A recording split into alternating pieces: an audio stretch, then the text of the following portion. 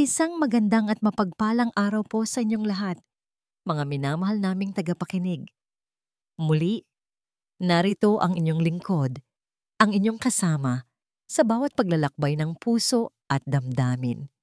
Samahan niyo po akong muli sa isang panibagong kwento na susubok sa ating pananaw tungkol sa pag-ibig, pagsubok at pagbangon. Sabi nila, ang pera ay maaaring maging sagot sa maraming problema. Pero paano kung ang biyaya na matagal mong ipinagdasal ay siya rin palang magiging simulan ng iyong pinakamalalim na bangungot? Halina't pakinggan natin ang kwento ni Liwayway, isang kwentong magpapatunay na ang tunay na yaman ay hindi nasusukat sa salapi, kundi sa tibay ng pusong kayang bumangon mula sa pagkawasak. Ang amoy ng sinaing at pritong isda ang laging gumigising kay Liwayway sa umaga. Para sa kanya, iyon ang amoy ng isang tahanan, isang simple, masaya, at kontentong tahanan. Kahit na may mga taga sa kanilang bubong kapag umuulan at ang kanilang sahig ay sementado lamang, puno naman ng halakhak at pagmamahal ang maliit nilang bahay. Mahal, kain na! Malambing niyang tawag sa asawang si Dalisay na kasalukuyang nag-aayos ng sirang gripo sa kanilang lababo. Lumapit si Dalisay, pinunasan ng kamay sa isang basahan at niyakap siya mula sa likod. Hinalikan siya nito sa pisngi, isang gawin na hindi nito nakakalimutan sa loob ng 10 taon nilang pagsasama. Ang bango naman ng umaga ko. Sus, nambola ka pa! Natatawang sabi ni Liwayway habang nagsasandok ng kanin. Kumain ka na't baka mahuli ka sa trabaho mo sa construction site. Habang pinapanood niyang kumain ang asawa, napatingin si Liwayway sa isang lumang pitaka na nakapatong sa kanilang maliit na aparador. Iyon ang huling naiwan ng kanyang yumaong ina. Sa loob niyon ay may isang lukot-lukot na 1,000 piso. Ang huling pera na ibinigay sa kanya ng ina bago ito pumanaw. Matagal na niyang itinatago yon, isang alaala na ayaw niyang gastusin. Ngunit sa mga nagdaang araw, laging may tumatakbo sa isip niya. Ang matrikula ng 2 nilang anak, ang mga gamot ng kanyang ama sa probinsya, ang pangarap ni Dalisay na magkaroon ng sarili nilang talyer. Pagkaalis ni Dalisay, kinuha ni Liwayway ang pitaka. Hinaplos niya ang luma at malambot na katad nito. Niyakap niya ito sa kanyang dibdib. Nay, pasensya na po. Bulong niya sa hangin. Pero siguro, ito na ang panahon. Baka sakaling ito na ang sagot sa mga dasal natin. May isang uri ng pag-asa na nagtulak sa kanyang mga paa. Dala ang 1,000 pisong yon, lumabas siya ng bahay at naglakad patungo sa maliit na Lotto outlet sa kanto. Sa bawat hakbang, bumibigat ang kanyang dibdib, ngunit kasabay nito ang isang kakatwang kaba at pananabik. Pinili niya ang mga numerong may kahulugan sa kanilang buhay, ang kanilang anibersaryo, ang mga kaarawan ng kanilang mga anak, at ang edad kung kailan sila unang nagkakilala. Sana po, Lord, taimtim niyang dasal habang hawak ang maliit na tiket. Para po sa pamilya ko. Kinagabihan, halos nakalimutan na niya ang tungkol sa tiket. Naging abala siya sa pag-aasikaso sa mga bata at sa paghahanda ng hapunan. Si Dalisay ay umuwing pagod, gaya ng dati. Kamusta ang araw mo, mahal? Tanong ni Liwayway. Ayun, nakakapagod. Tindi ng sikat ng araw. Sagot ni Dalisay habang naghuhubad ng sapatos. Sana balang araw, hindi ko na kailangang magbilad sa araw ng ganito. Biglang naalala ni Liwayway ang tiket. Kinuha niya ito mula sa kanyang bulsa at ang lumang dyaryo. Oo nga pala. Tumaya ako sa loto kanina. Tingnan natin. Malay mo. Tumawa si Dalisay. Ikaw talaga, Liway. Umaasa ka pa sa mga ganyan. Isa-isang sinuri ni Liwayway ang mga numero. Ang una, tumama. Ang pangalawa, tumama rin. Ang pangatlo, Ang pang-apat, napatigil siya sa paghinga. Ang kanyang mga kamay ay nagsimulang manginig. Ano yon? Tanong ni Dalisay. Napansin ang pananahimik niya. Dalisay, nanginginig niyang sabi. Tama, lahat. Anong tama lahat? Iritableng tanong ni Dalisay. Iniisip na nagbibiro lang siya. Kinuha nito ang dyaryo at ang tiket mula sa kanyang kamay. Nakita ni Liwayway kung paano nanlaki ang mga mata ng kanyang asawa. Binitawan nito ang dyaryo, tinitigan nito ang tiket, tapos siya, tapos ang tiket ulit. Ang katahimikan sa kanilang bahay ay halos nakakabingi bago ito binasag ng isang malakas na sigaw. Panalo tayo! Liway! Panalo tayo! Napatayo si Dalisay, binuhat siya at inikot-ikot sa ere. Ang kanilang mga tawa at iyak ng galak ay naghalo-halo. Niyakap nila ang isa't isa nang mahigpit, hindi makapaniwala sa biyayang dumating. Sa gabing iyon, hindi sila natulog. Nagplano sila. Bibili nila ang lupa't bahay na ito. Magpapatayo si Dalisay ng talyer. Pag-aaralin nila ang mga anak nila sa pinakamagandang eskwelahan. Kinabukasan, si Dalisay ang nagboluntaryong pumunta sa opisina ng loto para kunin ang premyo. Ako na, mahal. Mas alam ko ang gagawin doon, sabi nito. Sa sobrang tiwala, ibinigay ni Liwayway ang tiket ng walang alinlangan. Pagbalik ni Dalisay, dala na niya ang isang tseke na may napakaraming zero na halos mahilo si Liwayway sa pagtingin. Ang saya nila ay walang kapantay. Ngunit sa mga sumunod na araw, may unti-unting nagbago. Mahal, naisip ko lang, sabi ni Liwayway isang gabi habang nakahiga sila. Ngayong may pera na tayo, baka pwede nating ipaayos yung bubong kinatatay sa payapa. Alam mo na, para hindi na sila nababahala kapag umuulan. Sandaling hindi umimik si Dalisay. Mamaya na natin isipin yan, sabi nito sa isang tono na hindi pamilyar kay Liwayway. Atin muna ito. Pag-isipan muna natin kung paano ito lalago. Kinabahan si Liwayway sa sagot na yon, ngunit isinantabi niya ito. Siguro nabigla lang siya sa laki ng pera, sabi niya sa sarili. Isang hapon, dumating ang kanilang matalik na kaibigan, si Mahalina. Si Mahalina ang ninang ng kanilang bunso at itinuturing na ni Liwayway na parang kapatid. Congratulations, friendship, tili ni Mahalina. Sabay yakap kay Liwayway. Ngunit mabilis na lumipat ang tingin nito kay Dalisay. Congrats, Dali. Sabi ko na nga ba, may swerte talagang darating sa inyo? Niyakap din ni Mahalina si Dalisay at napansin ni Liwayway na tila mas matagal ang yakap na yon. Napansin din niya kung paano sinuri ng mga mata ni Mahalina ang kanilang maliit at simpleng bahay na may bahagyang pag-ismid sa mga labi bago ito ngumiti ulit. Naku, ang unang-una niyong dapat gawin ay bumili ng bahay sa isang subdivision. At kotse, Dali. Kailangan mo ng kotse na babagay sa status mo ngayon bilang milyonaryo. Sunod-sunod na suhestyon ni Mahalina, diretsong nakatingin kay Dalisay. Si Liwayway ay parang hangin na hindi pinapansin. Iyan nga ang iniisip namin. Mabilis na pagsangayon ni Dalisay, ang mga mata ay nagniningning.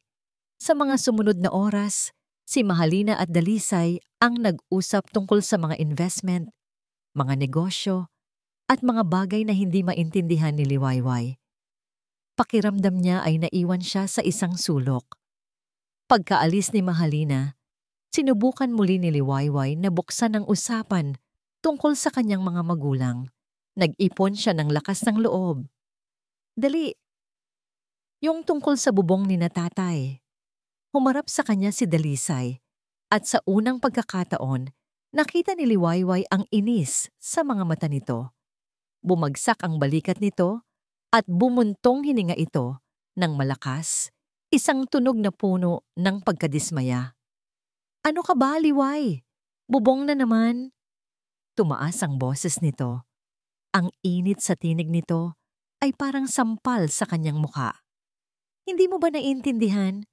Malaki ang perang ito, pero hindi ito basta-basta mauubos sa mga maliliit na bagay. Kailangan nating mag-isip na parang mayaman. Hindi na tayo tulad ng dati. Natigilan si Liwayway. Ang lalamunan niya ay parang may bumara. Pera ko ito, Liway. Mariin nitong sabi. Ang bawat salita ay parang patalim na tumutusok sa kanyang puso. Ako ang nagpunta doon. Pangalan ko ang nasa tseke. Ako ang magpapasya. Iniwan siya ni Dalisay na nakatayo sa gitna ng kanilang sala, tulala at nasasaktan. Ang dating amoy ng sinaing at pritong isda na para sa kanya ay amoy ng tahanan, ngayon ay napalitan ng malamig na hangin ng pag-aalala. Ang biyayang kanilang natanggap ay nagsisimula nang magpakita ng ibang mukha, isang mukha na hindi niya kilala at labis niyang kinatatakutan. Ang paglipat nila sa bagong bahay ay parang isang panaginip. Isang mansyon sa isang pribadong subdivision na may malaking gate, hardin, at mga kasangkapang sa pelikula lang dating nakikita ni Liwayway. Ngunit sa bawat hakbang niya sa makintab at malamig na marmol na sahig, pakiramdam niya ay hindi siya nababagay. Ang dating init ng kanilang maliit na tahanan ay napalitan ng nakakailang na katahimikan at lawak. Pakiramdam ni Liwayway ay bisita siya sa sarili niyang pamamahay. Hindi niya alam kung paano gamitin ang coffee machine na may napakaraming butones. Ang telebisyon ay kinokontrol ng isang remote na para sa kanya ay mas komplikado pa sa calculator. Minsan, sa sobrang pag-iisa, binubuksan na lang niya ang gripo sa banyo para lang may marinig siyang pamilyar na tunog. Si Dalisay ay lalong naging abala. Araw-araw, kasama niya si Mahalina. Business advisor ko siya, Liway. Palagi nitong paliwanag. Marami siyang alam sa pagpapalago ng pera. Hindi pwedeng basta-basta lang tayo gastos ng gastos. Ngunit nakikita ni Liwayway kung paano sila umalis sa umaga na sakay ng bagong-bagong SUV ni Dalisay, parehong nakapormang pang-opisina. Habang siya ay naiiwan sa mansyon, suot ang kanyang lumang duster, hindi alam kung ano ang gagawin. Si Mahalina na ang nagdedesisyon sa lahat, mula sa kulay ng kurtina hanggang sa kung saang bangko nila ilalagak ang pera. At si Dalisay, walang ginawa kundi tumango at sumang-ayon. Isang araw, dinatnan siya ni Mahalina sa kusina, nakatulala. Friendship! Ano ang drama yan? Masiglang bati nito, sabay akbay sa kanya. Huwag mong sabihing namimiss mo na yung dati ninyong bahay. Naku, huwag ganon. This is the life. Kaya lang. Tiningnan siya ni Mahalina mula ulo hanggang paa. Parang may kulang. Kailangan natin ng upgrade sa'yo. Kinaladkad siya ni Mahalina papunta sa isang mamahaling mall. Tutulungan kitang pumili. Yung babagay sa asawa ng isang milyonaryo, sabi nito. Subalit ang mga pinipili ni Mahalina ay mga damit na hindi kailanman isusuot ni Liwayway. Mga bestidang hapit na hapit sa katawan, masyadong mababa ang hiwa sa dibdib, at mga takong na halos hindi niya kayang itayo. Halina, parang hindi naman ako to. Nahihiya niyang sabi. Ano ka ba? Panahon na para lumabas ka sa shell mo, Mars. Trust me, magugustuhan ito ni Dali. Giit nito. Sa sobrang pamimilit napapayag din si Liwayway. Kinagabihan, may maliit na salo-salo sa kanilang bahay. Mga bagong kaibigan ni Dalisay, mayayaman, sosyal at mapangmata. Nag-ipon ng lakas ng loob si Liwayway at isinuot ang isa sa mga biniling bestida ni Mahalina. Isang kulay pulang damit na hapit sa kanyang katawan. Paglabas niya, lahat ng mata ay napunta sa kanya. Nakita niya ang pagtaas ng kilay ng mga bisita. Lumapit si Dalisay, ngunit sa halip na papuri, isang pabulong na sermon ang kanyang natanggap. Ano ba yang suot mo? Gigil na sabi ni Dalisay. Mukha kang desperada. Hindi ka ba nahihiya sa mga bisita ko? Para siyang binuhusan ng malamig na tubig. Pepero, sabi ni Halina. Ito ang isuot ko. Magugustuhan mo raw? Kahit na. Gumamit ka naman ng sarili mong isip, Liwayway, sabi ni Dalisay, bago siya tinalikuran at bumalik sa pakikipagtawanan sa mga bisita na para bang walang nangyari. Nakita ni Liwayway si Mahalina sa isang sulok, nakangiti habang umiiling-iling. Tila sinasabi sa mga kausap nito na pasensya na, probinsyana kasi. Tumakbo si Liwayway papasok sa kanilang silid. Ang mga luha ay bumabagsak sa kanyang mga pisngi. Hinubad niya ang bestida at isiniksik sa pinakasulok ng aparador na parang isang masamang alaala. Ang mga ganitong pangyayari ay nasundan pa ng marami. Bawat kilos niya may puna si Dalisay. Bawat opinyon niya tinatawanan lang. At sa likod ng lahat, nandoon si Mahalina na parang anino, laging bumubulong sa tainga ni Dalisay. Isang gabi, habang naghahanda siya ng maiinom para sa mga bisita, narinig niya ang boses ni Mahalina at Dalisay mula sa hardin. Hindi niya sinasadyang makinig, ngunit ang pangalan niya ang narinig niya. "She's holding you back, Dali," sabi ni Mahalina sa isang seryosong tono. Ang isip niya, nandoon pa rin sa probinsya. Paano kalilipad ng mataas kung may pabigat na nakatali sa mga paa mo? A businessman needs a partner, not an anchor. Hindi na narinig ni Liwayway ang sagot ni Dalisay. Dahan-dahan siyang umatras. Ang tray na dala-dala ay nanginginig sa kanyang mga kamay. Pabigat. Ang salitang iyon ay tumatak sa kanyang isip at puso. Ganoon na ba ang tingin sa kanya ng sarili niyang asawa? Ang huling patak na nagpaapaw sa kanyang pasensya ay dumating isang Biyernes ng gabi. Halos maghahating gabi na nang umuwi si Dalisay. Lasing ito. Pagpasok nito sa silid, naamoy agad ni Liwayway ang isang pamilyar na pabango. Iyon ang pabango ni Mahalina. "Saan ka galing?" Hindi niya napigilang itanong. Ang boses ay malamig at nanginginig. "Sa meeting lang." Paatras na sagot ni Dalisay, iniiwasan ng kanyang tingin. "Meeting? O baka naman date?" Sumbat ni Liwayway. "Amoy mo ang pabango ng kaibigan ko, Dalisay. Huwag mo naman akong gawing tanga." Humarap ito sa kanya, ang mga mata ay galit. "Ano bang problema mo? Selos ka ng selos. Hindi ka ba masaya na lumalago ang pera natin dahil sa tulong niya? Utang na loob, Liwayway. Tumigil ka na sa pagiging makitid ang isip." "Makitid ang isip? Dahil nasasaktan ako? Dahil nakikita kong unti-unti kang nawawala sa akin? Dalisay, asawa mo ako." Sigaw ni Minia, ang mga luha ay malayang dumadaloy.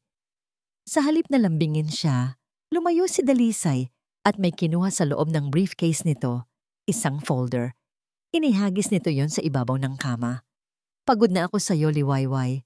Pagod na ako sa drama mo," malamig nitong sabi. Nanginginig ang mga kamay na binuksan ni Liwayway ang folder.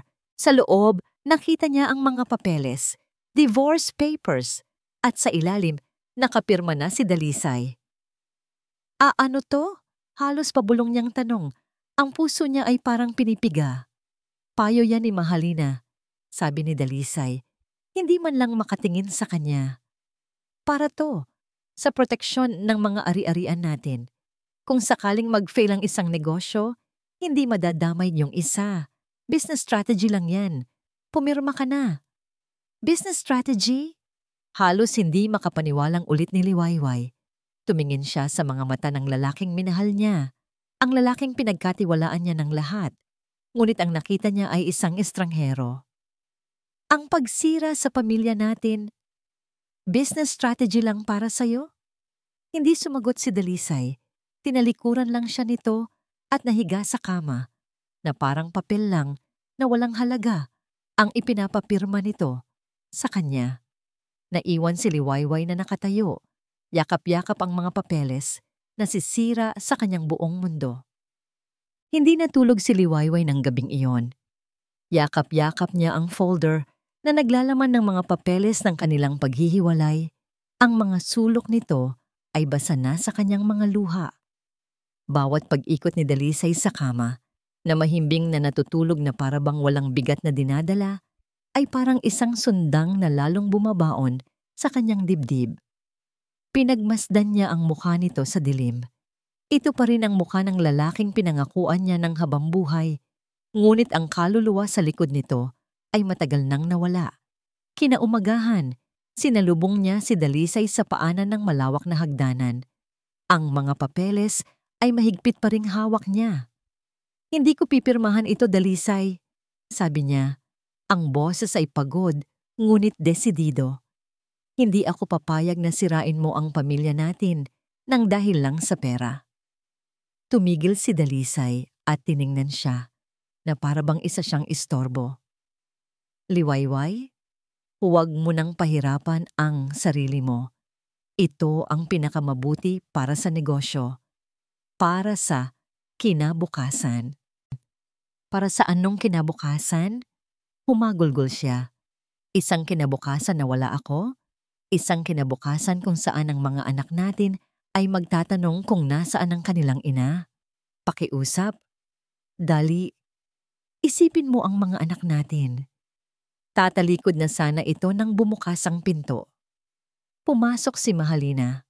Suot ang isang mamahaling business suit. May dalang briefcase. Ngumiti ito nang makita ang eksena.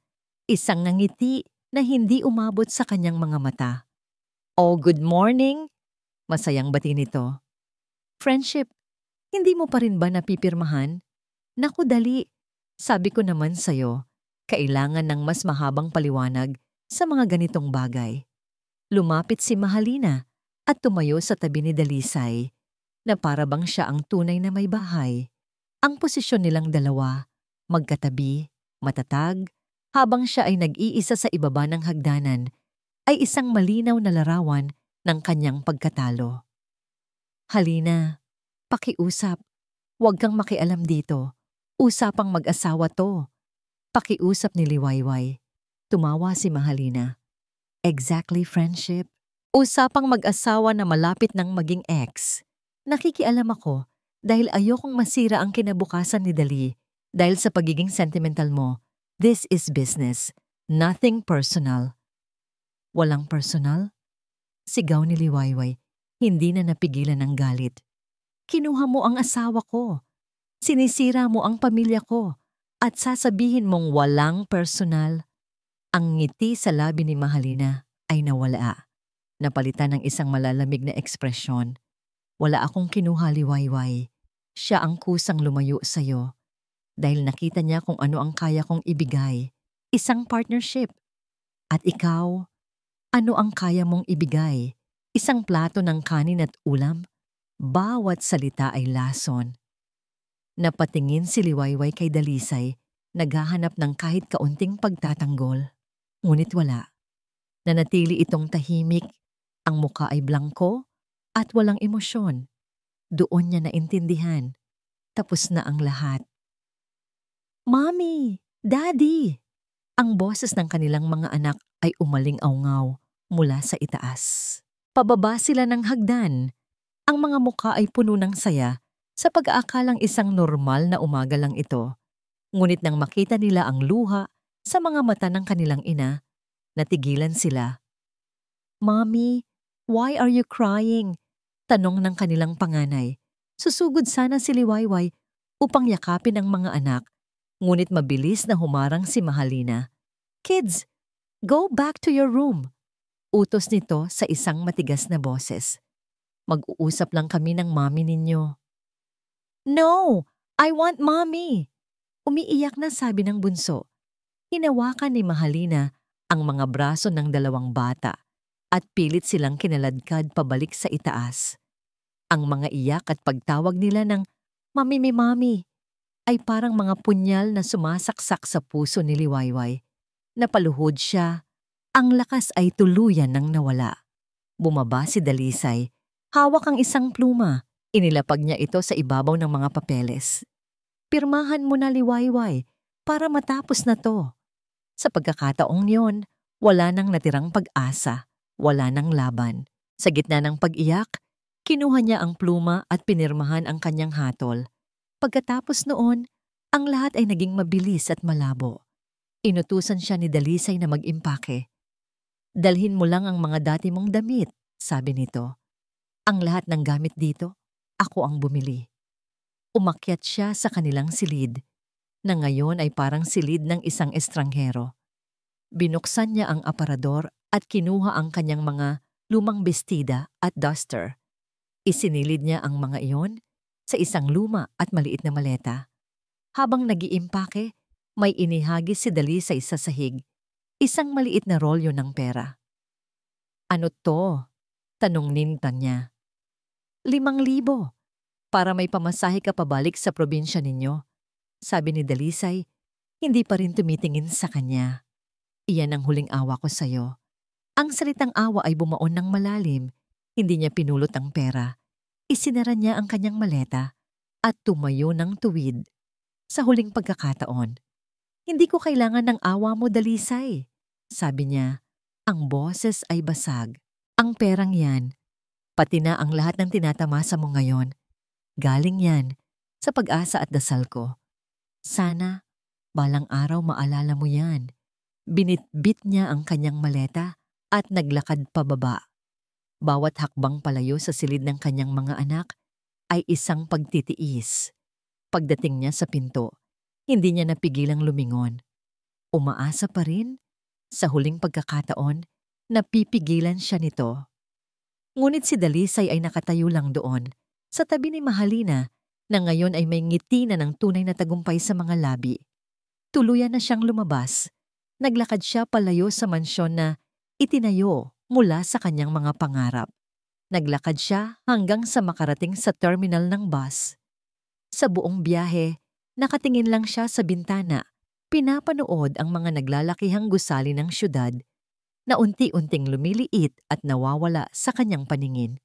Mahigpit niyang hinawakan ang lumang pitaka ng kanyang ina sa loob ng kanyang bulsa. Ito na lamang ang tanging bagay na nag-uugnay sa kanya sa kung sino siya dati. Ang mga luha ay walang tigil sa pag-agos, bawat patak ay alaala ng 10 taong pagmamahal na ngayon ay isa na lamang abo. Ilang oras ang lumipas, huminto ang bus. Probinsya ng payapa, sigaw ng konduktor. Nanginginig siyang bumaba. Sinalubong siya ng alikabok at ng pamilyar na amoy ng lupa. Tumingin siya sa paligid, ang mga maliliit na bahay na kubo, ang mga nagtatakbuhang manok sa kalsada, ang payak na pamumuhay na matagal na niyang tinalikuran, ang bigat ng lahat ng nawala sa kanya. Ang kanyang asawa, mga anak, tahanan, at pangarap ay biglang bumagsak sa kanyang mga balikat. Ang kanyang mga tuhod ay bumigay.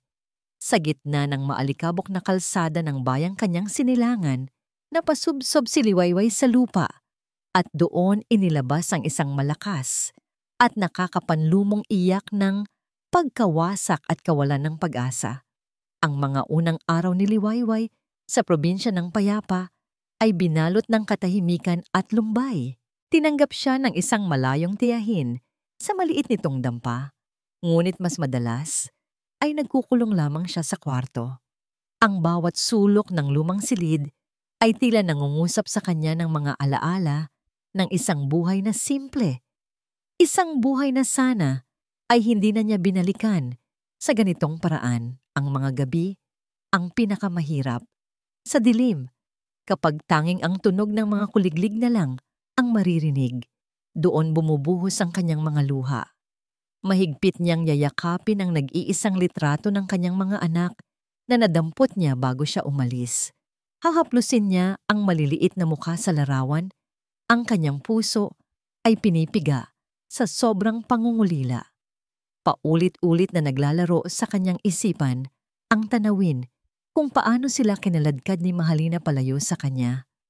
Ang kanilang mga iyak ay parang musikang sumisira sa kanyang pagkatao. Mga anak ko, patawarin niyo si Mami. Iyon at iyon lang ang paulit-ulit niyang ibinubulong sa hangin. Hanggang sa igupo siya ng pagod at antok. Ang mga kapitbahay ay maawain. May mag-aabot ng ilang pirasong saging, may maglalagay ng isang bungkos ng gulay sa kanilang pintuan. Ngunit si Liwayway ay mananatiling walang imik. Ang kanyang mga mata ay laging malayo ang tingin. Para siyang isang basag na salamin na hindi na alam kung paano muling bubuuin. Isang umaga, habang nakaupo siya sa may bintana at nakatanaw sa kawalan, may kumatok. Isang matandang babae si Aling Nita, ang kanilang pinakamalapit na kapitbahay, ang pumasok na may dalang isang mangkok ng mainit na kanin at sinigang. "Hiya, heto, mag-umagahan ka muna," malumanay na sabi ng matanda. "Kanina ka pa namin hindi nakikitang lumalabas. Baka magkasakit ka niyan." Tiningnan lamang ni Liwayway ang pagkain. "Salamat po, Aling Nita, pero wala po akong gana." Umupo ang matanda sa tabi niya. Hindi ito namilit. "Alam mo, Liwayway, pagsisimula nito, ang nanay mo, napakabuting tao nun at napakasarap magluto. Naaalala ko pa, ang adobo niya, walang kapantay dito sa buong Payapa. Iyon ang laging hinahanap-hanap ng lahat kapag may pista." Sa pagbanggit ng kanyang ina, may kung anong gumalaw sa puso ni Liwayway. Naalala niya ang mga araw na tinuturuan siya nitong magluto.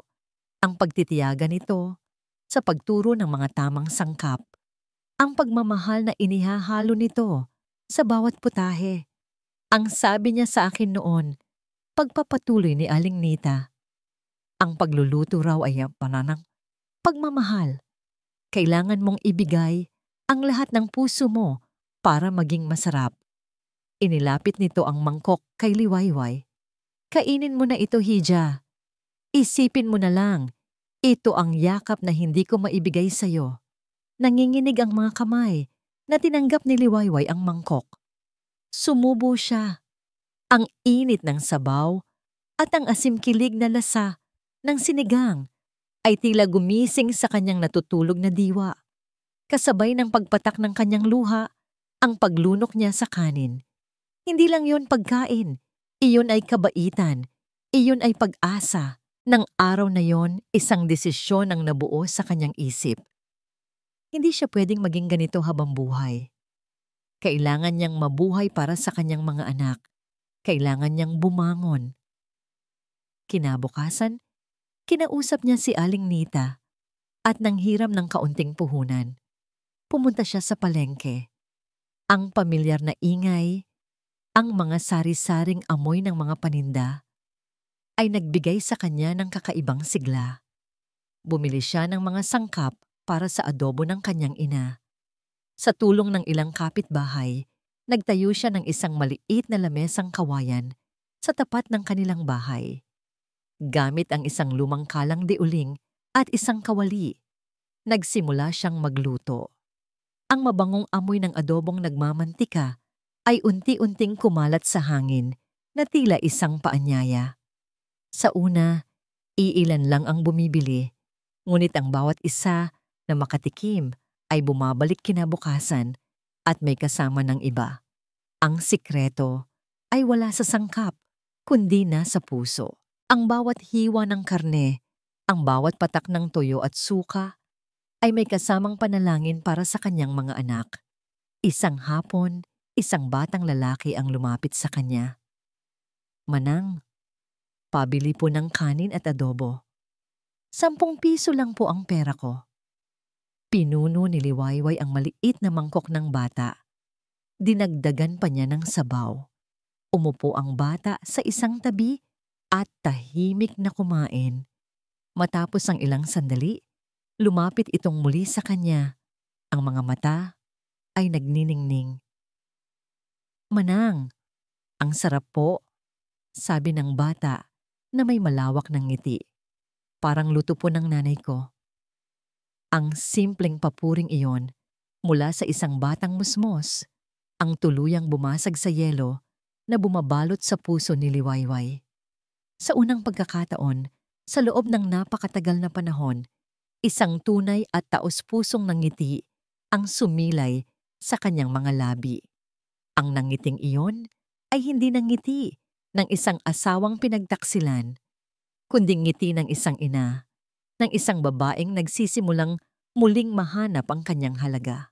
Ang maliit niyang tindahan ay unti-unting nakilala, hanggang sa isang araw, isang kotseng medyo magara ang huminto sa tapat niya. Isang lalaking maayos ang pananamit ang bumaba. Umorder ito ng kanyang adobo at tahimik na kumain habang pinagmamasdan ang kanyang maliit na pwesto. Matapos kumain, lumapit ito sa kanya. Mrs. Ako si Ginoong Sandoval. May-ari ako ng ilang pwesto sa bayan. Pagpapakilala nito. Masarap ang luto mo. May potensyal. Alam mo, may isa akong maliit na pwesto malapit sa palengke na kasalukuyang bakante. Interesado ka bang upahan iyon para maging isang maliit na kainan?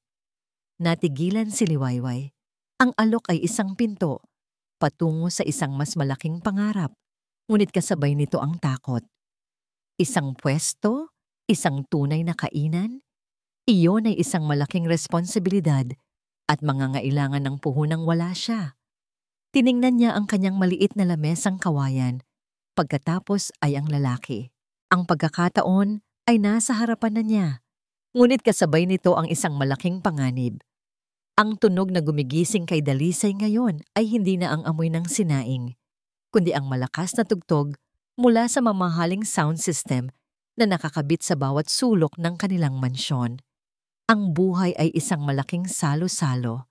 Araw-araw, may mga bagong mukha, mga bagong kaibigan na tumatawag sa kanya ng boss, mga kasosyo sa negosyo na laging may dalang bote ng mamahaling alak. Nasanay na siyang pumirma ng mga tseke na may maraming zero.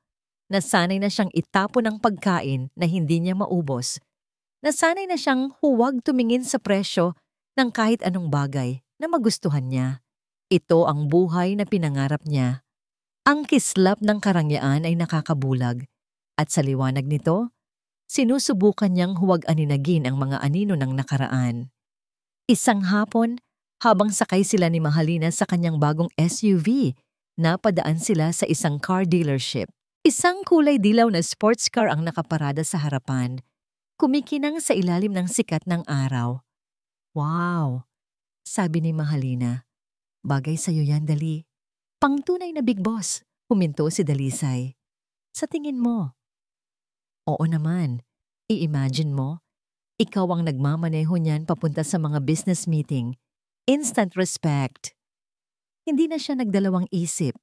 Pumasok sila sa dealership at pagkalipas ng isang oras, dala na niya ang susi ng sports car. Wala siyang tunay na pangangailangan dito. Ang SUV ay higit pa sa sapat.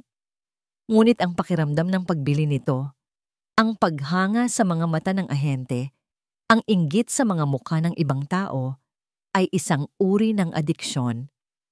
Habang pinapatakbo niya ito pauwi, ang dagundong ng makina ay pansamantalang nagpatatahimik sa isang maliit at pamilyar na boses sa kanyang isipan. Isang boses na nagtatanong kung ipinambili na ba niya ng yero ang bubong ng mga magulang ni Liwayway. Pagdating nila sa bahay, nakita niya ang mga katulong na naglalabas ng mga malalaking itim na garbage bag mula sa silid ng mga bata. Sa loob, nakita niya ang mga lumang laruan, ang robot na desusi na paborito ng kanyang panganay, ang manikang sira na ang isang mata na laging yakap ng kanyang bunso. Anong ginagawa niyo, Manyo? Tanong niya. Lumabas si Mahalina mula sa silid. Ako ang nag-utos, Dali.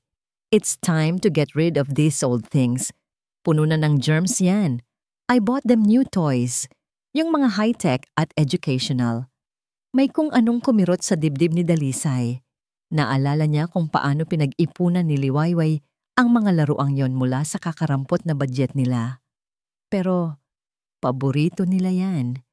Hinawakan ni Mahalina ang kanyang braso. Ang mga kuko nitong kulay pula ay marahang dumampi sa kanyang balat. Dali. New life, new things. Hindi na tayo tulad ng dati. Kailangan masanay ang mga bata sa kung anong nararapat sa kanila. Gaya ng dati, hindi na siya nakipagtalo. Tumango siya at isinantabi ang kirot. Tama si Mahalina.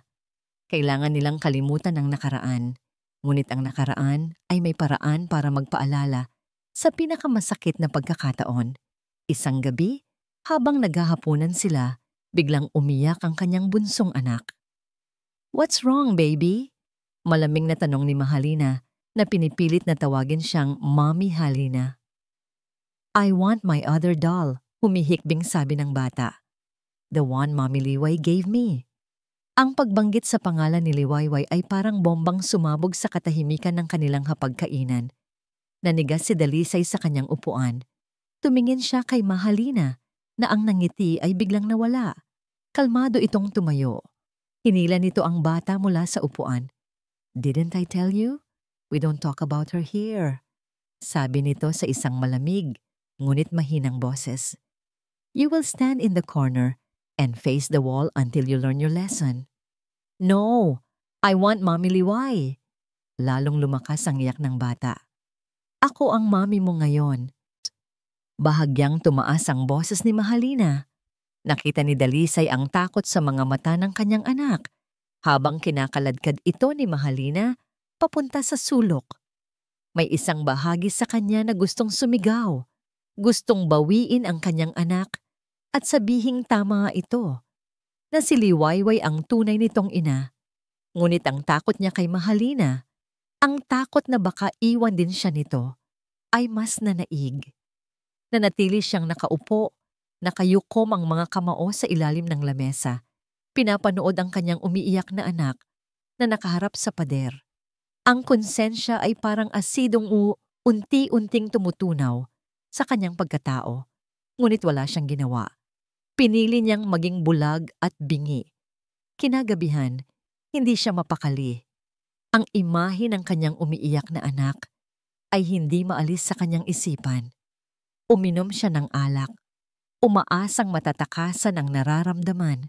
Sa sobrang kalasingan, habang nakahiga na sila sa kama, hindi niya namalayang lumabas sa kanyang bibig ang isang pangalan. Liway. Ang pabulong na yon ay sapat na.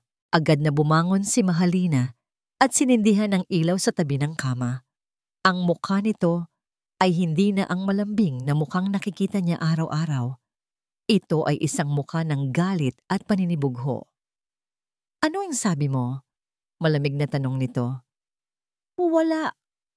Nagising sa realidad si Dalisay. Nanaginip lang ako. Nanaginip? O hinahanap-hanap mo pa rin siya? Sumbat ni Mahalina. Ang boses ay tumataas. Nandito ako sa tabi mo, Dalisay. Ako ang kasama mo sa bagong buhay na to. Pero ang isip mo, nandoon pa rin sa babaeng yon na walang ginawa, kundi maging pabigat sa'yo. Hindi totoo yan, Halina. Huwag mo akong lokohin. Sigaw nito.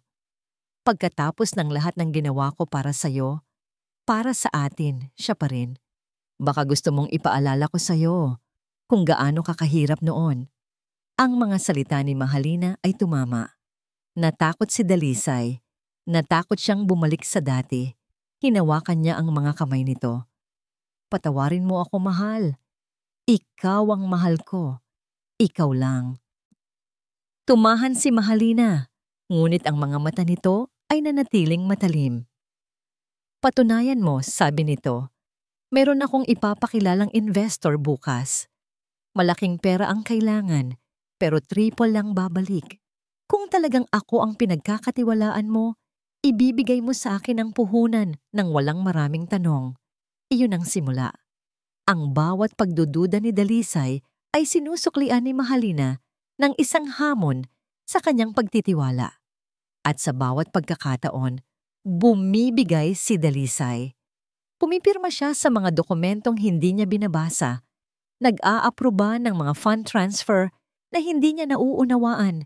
Lahat sa ngalan ng pagpapatunay ng kanyang pagmamahal at pagtakas sa sarili niyang konsensya. Isang araw, dumating ang isang sulat mula sa bangko. Isang statement. Binuksan niya ito nang wala si Mahalina sa paligid. Halos lumuwa ang kanyang mga mata nang makita ang isang malaking withdrawal, isang halagang napakalaki na nagpatayo ng mga balahibo niya. Ang transaction ay para sa isang investment na sinabi ni Mahalina na sigurado. Naramdaman niya ang unang tunay na takot. Hindi takot na maiwan, kundi takot na maubos. Ang kislap na dating nakakabulag ay unti-unti nang nagpapakita ng mga bitak at sa mga bitak na yon, nasisilip niya ang isang madilim na hinaharap. Halina, tawag niya nang dumating ito. Sinubukan niyang maging kalmado. Nakita ko ang statement. Medyo malaki yata ang nailabas natin para sa investment. Lumapit si Mahalina at niyakap siya. Ang mga labi nito ay malambing na dumampi sa kanyang leeg. Relax, dali. Bulong nito. Ganyan talaga sa negosyo. Kailangan mong maglabas ng malaki para kumita ng malaki. Don't worry. It's just a market fluctuation. Trust me. Hinalikan siya nito, isang halik na lasang pangako at lason. At muli, pinili ni Dalisay na maniwala. Ipinikit niya ang kanyang mga mata at niyakap ito pabalik. Umaasang ang init ng katawan nito ay sapat na para pawiin ang lumalamig niyang mundo. Ngunit sa kanyang pagpikit, hindi ang mukha ni Mahalina ang nakita niya, kundi ang mukha ni Liwayway, simple, payapa at nagtatanong. Ang alok ni Ginoong Sandoval ay isang sugal, ngunit alam ni Liwayway sa kanyang puso na ito ay isang pagkakataong hindi niya maaaring palampasin. Sa tulong ng kaunting ipon at ng utang na loob mula sa mga kapitbahay na nagtiwala sa kanya, tinanggap niya ang alok. Pagkalipas ng ilang linggong paghahanda, paglilinis at pagpipinta, ang pangarap ay naging totoo. Ang kainan sa pagbangon ay opisyal nang nagbukas. Hindi na ito isang lamesang kawayan lamang. Isa na itong maliit, malinis at maaliwalas na kainan na may ilang mga lamesa at upuan. Ang amoy ng kanyang adobo, sinigang at kaldereta ay humahalimuyak sa buong kalye malapit sa palengke. Isang hindi mapaglaban ng paanyaya sa mga nagugutom na nagdaraan. Ang tagumpay ay naging mabilis at matamis. Ang kainan ay laging puno, lalo na tuwing tanghalian. Ang mga tricycle driver, mga tindera sa palengke, mga empleyado ng munisipyo, lahat ay naging suki niya. Nakita nilang muli ang ngiti sa mga labi ni Liwayway. Ngunit ngayon, ito ay isang nangiti na may kasamang lakas at dignidad. Isang nangiti ng isang babaeng hindi nagpatalo sa unos. Ngunit habang lumalago ang negosyo, lumalaki rin ang mga pangangailangan. Kailangan niya ng karagdagang puhunan para makabili ng mas malaking kaldero, isa pang gas stove, at para makakuha ng isa pang katulong. Ayaw na niyang mangutang pa. Isang gabi, matapos isara ang kainan, umuwi siya sa bahay ng kanyang tiyahin. Naalala niya ang isang baul sa ilalim ng kanyang papag, ang baul na naglalaman ng lahat ng naiwang alaala ng kanyang ina.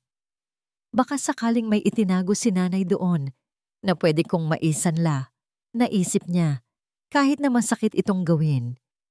Binuksan niya ang lumang baul na kahoy.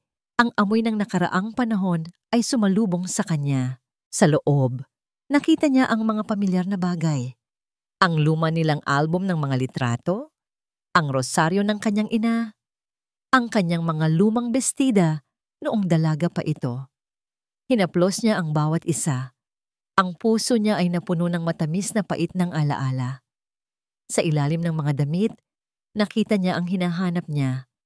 Ang lumang pitaka ng kanyang ina, ang mismong pitaka na pinagkunan niya ng 1,000 piso. Kinuha niya ito. Marahil, sa isang lihim na bulsa, meron itong itinagong hikaw o singsing. Dahan-dahan niyang binuksan ang bawat siwang nito, ngunit wala siyang nakitang alahas. Tanging ilang mga lumang resibo ng kuryente at isang maliit, nakatuping papel na halos kasing kulay na ng pitaka sa kaluman. Sa una aalisin na niya sana ito para itapon. Iniisip na isa lang itong lumang basura. Ngunit may kung anong nagpatigil sa kanya. Binuklat niya ang maliit na papel. Isa itong resibo, isang resibo mula sa isang lotto outlet. Napangiti siya ng mapait.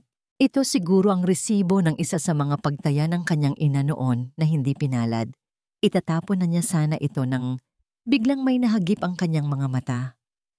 ang petsa. Ang puso niya ay biglang kumabog ng malakas.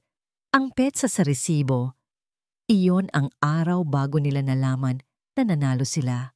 Ang araw na yon, iyon ang araw na ginamit niya ang pera ng kanyang ina. Nanginginig ang mga kamay, tiningnan niya ang iba pang detalye. Ang lokasyon ng Lotto outlet, kanto ng Mabini at Rizal Saint, ang mismong outlet na pinuntahan niya. Ang halaga, 20 piso, at ang mga numero, kahit medyo malabo na ang tinta, malinaw pa sa kanyang isipan ang mga numerong pinili niya, ang kanilang anibersaryo, ang mga kaarawan ng kanilang mga anak. Lahat ay tumugma. Parang huminto ang mundo ni Liwayway. Binitawan niya ang pitaka. Ang resibo ay nanginginig sa kanyang mga kamay. Hindi maaari. Biglang bumalik sa kanyang alaala ang lahat na parang isang malinaw na pelikula. Ang paghaplos niya sa 1,000 piso. Ang paglalakad niya papunta sa Lotto outlet. Ang taimtim niyang panalangin habang hawak-hawak ang tiket. Sana po, Lord. Para po sa pamilya ko. Ang tiket na yon. Ang tiket na ibinigay niya kay Dalisay nang buong-buo ang tiwala. Ang tiket na naging susi sa kanilang pag-angat at sa kanyang pagbagsak. Hindi pala yun swerte lang ni Dalisay. Hindi yun biyaya na para sa kanya. Iyon ay sagot sa panalangin niya. Iyon ay biyaya na para sa kanya. Ang paraisong itinayo nila. Ang paraisong ipinagkait at ipinagtulakan sa kanya palabas. Ay paraisong siya mismo ang nagtanim ng binhi. Isang malakas na hikbi ang kumawala sa kanyang lalamunan, ngunit hindi ito hikbi ng pighati. Ito ay isang tunog ng matinding pagkagulat na mabilis na naging apoy ng galit. Ang lalaking nagwasak sa kanya ay ginawa iyon gamit ang sarili niyang pag-asa. Ang kayamanang ipinagyabang nito ay nagmula sa huling pamana ng kanyang ina. Tumayo si Liwayway. Ang mga luhang dumadaloy sa kanyang pisngi ay hindi na malamig na luha ng kalungkutan. Ang mga ito ay mainit, nagniningas na patak ng matinding galit at bagong tuklas na determinasyon. Mahigpit niyang hinawakan ang maliit na piraso ng papel, ang kanyang ebidensya, ang kanyang katotohanan, ang kanyang sandata. Tumingin siya sa bintana, sa direksyon ng malayong syudad kung saan naroon ang lalaking kumuha ng lahat sa kanya. Ang kanyang mga mata, na dati puno ng sakit, ay ngayon ay nag-aapoy sa isang mapanganib na kislap. Hindi ito ang katapusan, Dalisay. Bulong niya sa hangin. Ang bawat salita ay may bigat ng isang panunumpa. Nagsisimula pa lang ako. Ang mga salitang trust me ni Mahalina ay naging isang uri ng pampakalma para kay Dalisay sa mga sumunod na araw. Pilit niyang iwinawaksi ang mga pagdududa. Pilit niyang pinaniniwalaan na ang lahat ay bahagi ng isang mas malaking plano na hindi niya palubos na naiintindihan. Ngunit ang pagdududa, kapag naitanim na, ay parang isang halamang dahan-dahang gumagapang at sumasakal sa lahat ng iyong pinaniniwalaan. Hindi na siya makatulog ng mahimbing. Sa kalaliman ng gabi, habang mahimbing na natutulog si Mahalina sa kanyang tabi, ang isip ni Dalisay ay gising na gising. Naglalakbay sa isang madilim na kagubatan ng paano kung. Paulit-ulit na bumabalik sa kanya ang imahe ng bank statement, ang malaking halaga na nawala sa isang iglap. Ang mga paliwanag ni Mahalina na dati parang matibay na pader ay nagsisimula nang magkaroon ng mga bitak. Isang gabi, hindi na niya natiis.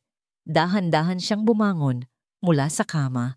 Nag-iingat na hindi makalikha ng anumang ingay. Nagtungo siya sa kanyang maliit na home office. Sa dilim, tanging ang liwanag mula sa monitor ng computer ang nagbibigay ilaw sa kanyang mukha na puno ng kaba. Binuksan niya ang website ng kanilang bangko. Ang kanyang mga daliri ay bahagyang nanginginig. Habang tinatype niya ang username at password, huminga siya ng malalim bago i-click ang enter. Nang lumabas ang kanilang account details, agad niyang hinanap ang mga transaksyon. Tama nga ang hinala niya. Hindi lang isa, kundi sunod-sunod na malalaking halaga ang inilipat mula sa kanilang joint account patungo sa isang personal account. At ang pangalan sa account na yon ay malinaw pa sa sikat ng araw. Mahalina Reyes, isang malamig na pawis ang gumuhit sa kanyang likod. Ang mga numero sa screen ay hindi nagsisinungaling. Hindi ito market fluctuation. Ito ay sistematikong paglilipat ng pondo. Ang kanyang pera. Ang perang ipinagpalit niya sa kanyang pamilya. Nagprint siya ng kopya ng mga transaksyon. Kinabukasan, hinintay niyang magising si Mahalina. Inilapag niya ang mga papel sa ibabaw ng lamesa sa kanilang almusal, sa tabi mismo ng tasa ng kape nito. Ano to, Halina? Tanong niya. Sinisikap na panatilihing kalmado ang kanyang boses. Ngunit meron itong panginginig na hindi niya mapigilan. Tiningnan ni Mahalina ang mga papel. Sa isang iglap, nakita ni Dalisay ang pagkagulat sa mga mata nito. Ngunit mabilis itong napalitan ng isang nasasaktang ekspresyon. Tumingin ito sa kanya na para bang siya ang pinakamasamang tao sa mundo. Sinusubaybayan mo ako? Tanong nito. Ang boses ay puno ng hindi makapaniwalang sakit. Sa likod ko, Dalisay, ganun na ba kababa ang tingin mo sa akin? Natigilan si Dalisay sa pagbaliktad nito ng sitwasyon. Hindi sa ganun, Halina. Gusto ko lang ng paliwanag. Bakit mo inilipat ang ganito kalaking pera sa personal account mo? Biglang tumayo si Mahalina at ang mga luha ay nagsimulang mamuo sa kanyang mga mata. Paliwanag. Hindi pa ba sapat ang lahat ng ginagawa ko? Araw-gabi, iniisip ko kung paano palalaguin ang pera natin. Ang mga perang yan, inilagay ko sa isang high-yield account na nakapangalan lang sa akin para kung sakaling may mangyari sa isa sa mga negosyo mo, hindi madadamay ang lahat. Protection yan para sa atin. Pero ano ang ginawa mo? Pinagdudahan mo ako. Nagsimula itong humagulgol.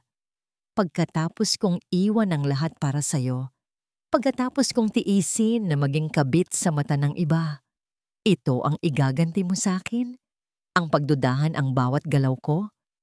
Kung wala kang tiwala sa akin, Dalisay, ano pang silbi nito? Itinuro nito ang buong kabahayan, ang kanilang magarbong buhay. Sabihin mo sa akin. Nawala ng salita si Dalisay. Ang galit na naramdaman niya kanina ay unti-unting napalitan ng pagkalito at pagkakasala.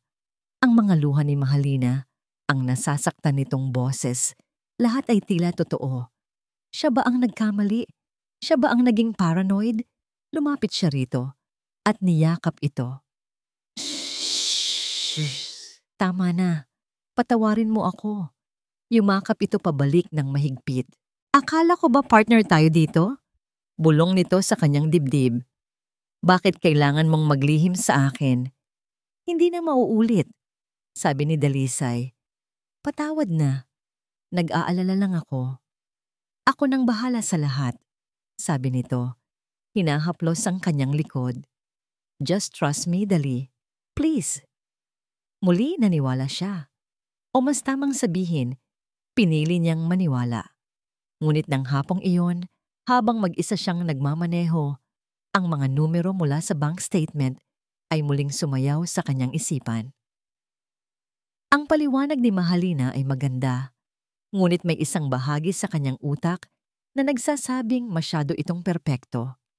Ang binhi ng pagdududa na sinubukan nitong patayin ay hindi namatay.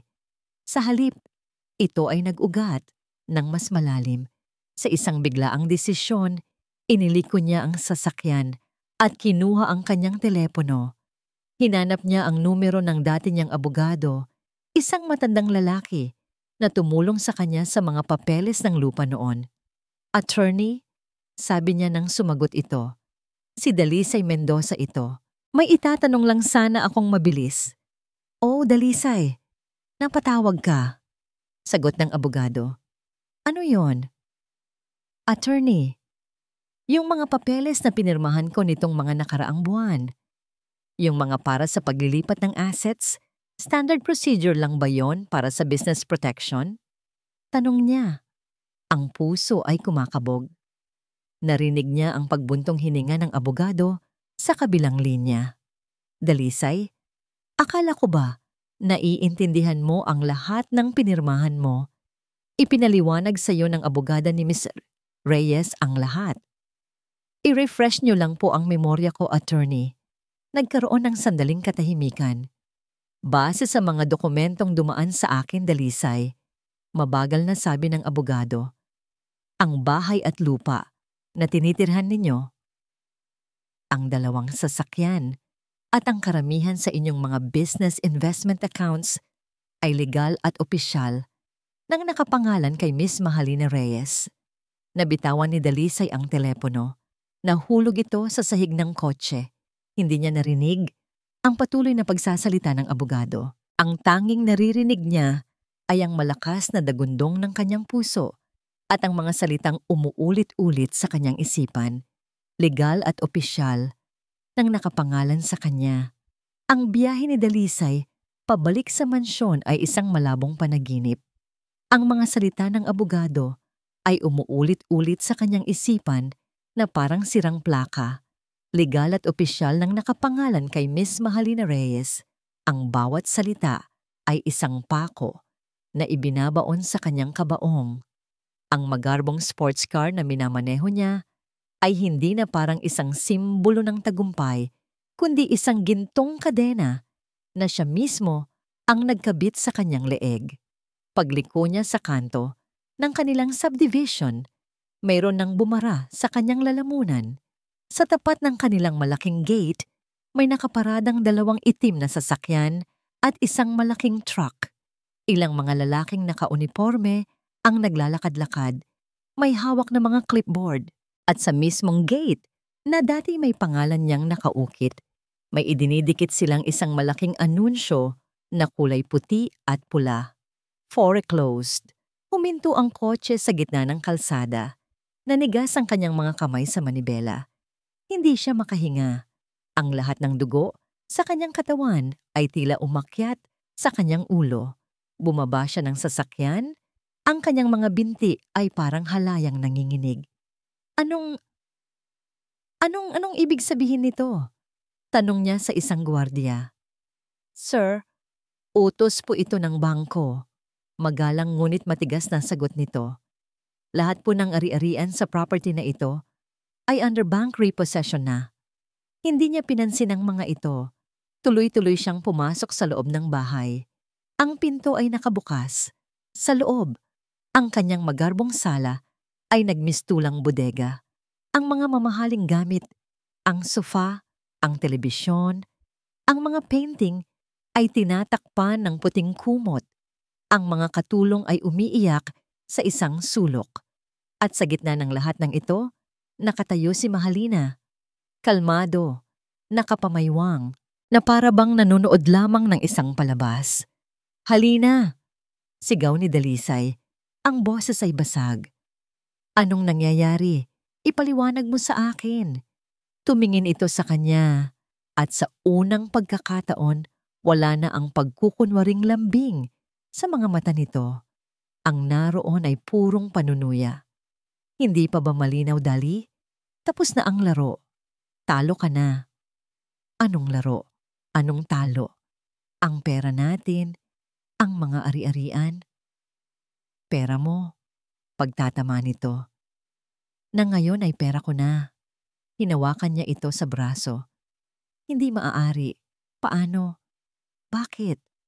Tumawa ito, isang tawang malamig at walang kagalakan. Dahil tanga ka, Dalisay. Tanga ka para maniwala sa lahat ng sinabi ko. Tanga ka para pumirma sa lahat ng papel na inilapag ko sa harapan mo nang hindi mo binabasa. Akala mo ba business strategy lang ang lahat? Hindi. Iyon ang legal na paraan para ilipat ang lahat ng yaman mo sa pangalan ko. Gumuho ang mundo ni Dalisay. Binitawan niya ito. Ang kanyang mga tuhod ay tuluyan ng bumigay. Napaluhod siya sa malamig na marmol na sahig. Pero, bakit sikit? Akala ko mahal mo ako. Lumuhod din si Mahalina sa harapan niya. Ang mukha nila ay magkapantay. Ang mga mata nito ay puno ng galit na matagal nang kinikimkim. Mahal, dumura ito ng bahagya sa tabi. Kailanman, hindi kita minahal. Ang minahal ko ay ang buhay na mayroon ka. Ang buhay na dapat ay sa akin. Alam mo ba kung gaano katagal kong pinanood kayo ni Liwayway sa maliit ninyong bahay? Masaya kayo. Kontento. Kahit sa gitna ng kahirapan, meron kayong bagay na hinding-hindi ko naranasan, katahimikan, at kinamuhian ko siya para doon. Kinamuhian ko ang simple niyang nangiti, ang pagiging kontento niya sa kakarampot na ibinibigay mo. Hindi siya karapat-dapat sa swerteng biglang dumating sa inyo. Ako ang dapat nasa posisyon na yon. Kaya kinuha ko. Kinuha ko ang asawa niya, ang pera niya, ang buhay niya, at ikaw. Tinapik nito ang kanyang pisngi. Ikaw ang naging pinakamadaling paraan. Para siyang sinampal ng katotohanan. Ang lahat ay kasinungalingan. Ang bawat yakap, bawat halik, bawat pangako, lahat ay bahagi ng isang napakahabang panloloko. Pipakiusap, halina. Pagmamakaawa niya, ang huling hibla ng kanyang dignidad ay tuluyan ng nawala. Ibalik mo, kahit yung para sa mga anak ko lang, maawa ka. Ang salitang awa ay tila nagpasiklab lalo sa galit nito. Tumayo ito at tumawa ng malakas. Isang halakhak na umalingaw-ngaw sa kabuuan sa kabuuan ng walang lamang mansyon. Kinuha nito ang kanyang mamahaling bag, dumukot ng isang rolyo ng pera at inihagis ito sa kanyang mukha. Katulad ng ginawa niya kay Liwayway noon. Awa? Sabi nito. Ang bawat salita ay puno ng lason. Ito ang huling awa ko sa'yo. Pagkasabi niyon, tumalikod na ito at naglakad palayo. Sa labas, isang itim at mas magarbong kotse ang naghihintay. Bumukas ang pinto sa passenger side. Bago ito pumasok, nakita ni Dalisay na isang lalaking nakasuit ang nagmamaneho. Hinalikan siya nito sa labi bago tuluyang pumasok sa loob. Umarangkada ang sasakyan. Iniwan si Dalisay na nakaluhod sa gitna ng sala, napapaligiran ng mga multo ng kanyang mga pagkakamali. Ang mga piraso ng perang inihagis sa kanya ay nakakalat sa sahig na parang mga tuyong dahon. Naiwan siyang mag-isa sa bahay na walang laman, habang ang huling halakhak ni Mahalina ay patuloy na umuulit-ulit sa kanyang isipan, isang tunog na susunugin ang kanyang kaluluwa habang buhay. Walang nakakaalam kung ilang araw na gumala si Dalisay sa mga kalsada ng syudad na parang isang multo. Ang dating matikas niyang tindig ay napalitan ng pagkakuba. Ang kanyang mga mamahaling damit ay gusot at marumi. Ang kanyang mukha ay tinubuan ng ilang araw na balbas. Natulog siya sa mga bangketa, kumain mula sa limos, at uminom mula sa uhaw na dala ng kahihiyan. Ang bawat sasakyang dumaraan, bawat nagtatawa ng mag-asawa, bawat masayang pamilya na kanyang nakikita ay parang mga karayom na tumutusok sa kanyang pagkatao. Ang mga salita ni Mahalina ay paulit-ulit na tumatatak sa kanyang isipan. Tanga ka, Dalisay, at sa bawat pag-uulit, lalo niyang nararamdaman ang bigat ng katotohanan sa mga salitang yon. Isang hapon, habang nakaupo sa tabi ng isang maruming kanal, napatingin siya sa kanyang refleksyon sa maduming tubig. Ang nakita niya ay hindi na ang milyonaryong si Dalisay Mendoza. Ang nakita niya ay isang basahan, isang walang laman na sisidlan. Isang taong kinuha ang pinakamahalagang yaman sa mundo, ang kanyang pamilya, at ipinagpalit ito sa isang kasinungalingan. Naubos na niya ang pera na inihagis sa kanya ni Mahalina. Ngunit may isang bagay pa siyang natitira. Sa kanyang pulso, nakasuot pa rin ang isang mamahaling relos na binili niya noong mga unang araw ng kanyang kayamanan. Hinubad niya ito. Ang gintong kumikinang ay tila nang uuyam sa kanya. Naglakad siya patungo sa pinakamalapit na pawn shop. Magkano to? Tanong niya sa lalaki sa likod ng rehas. Ang boses niya ay paos. Sinuri ng lalaki ang relos. 10,000. 10,000. Ang relos na nagkakahalaga ng kalahating milyon, ngayon ay 10,000 na lang. Ganoon kabilis bumagsak ang halaga ng lahat. Tinanggap niya ang pera ng walang imik. Hawak ang pera, isang lugar lang ang pumasok sa kanyang isipan. Isang lugar na kinatatakutan niyang balikan, ngunit alam niyang ito na lang ang natitira sa kanya. Pumunta siya sa terminal ng bus. Ang ingay at siksikan ay halos nagpasuko sa kanya, ngunit nagpatuloy siya. Bumili siya ng isang tiket. Ang destinasyon, probinsya ng Payapa. Ang biyahe sa bus ay isang mahabang paglalakbay sa impyerno ng kanyang mga alaala. Bawat kilometrong palayo sa syudad ay isang kilometrong pagbabalik tanaw sa kanyang mga kasalanan. Sa bintana ng bus, nakimakita niya ang kanyang sariling refleksyon. Isang lalaking mukhang pagod, talunan, at mas matanda ng 10 taon. Ngunit sa likod ng kanyang refleksyon, ang mga alaala ay malinaw na naglalaro. Flashback, tunog. Ang sigaw ni Liwayway, "Hindi ko pipirmahan ito, Dalisay." Flashback, tunog. Ang iyak ng kanyang mga anak, "Mommy, Mommy." Flashback, tunog. Ang sarili niyang malamig na boses, "Ito ang huling awa ko sa'yo." Napapikit siya ng mariin. Ang bawat alaala ay isang hagupit. Paano niya nagawa iyon? Paano niya nagawang ipagtabuyan ang babaeng walang ibang ginawa, kundi ang mahalin siya? Paano niya nagawang talikuran ang sarili niyang mga anak? Ang sagot ay simple at masakit. Dahil naging sakim siya, nabulag siya.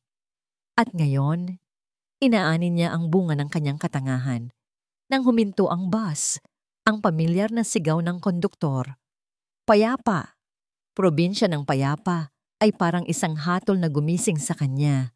Nanginginig ang mga tuhod na bumaba siya. Ang alikabok, ang init ng araw, ang amoy ng probinsya.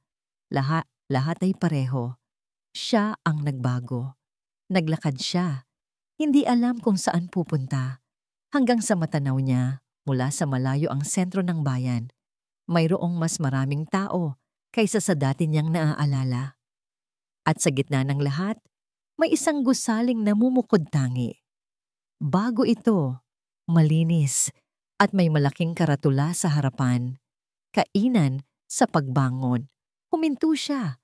Ang puso niya ay nagsimulang tumibok ng napakabilis.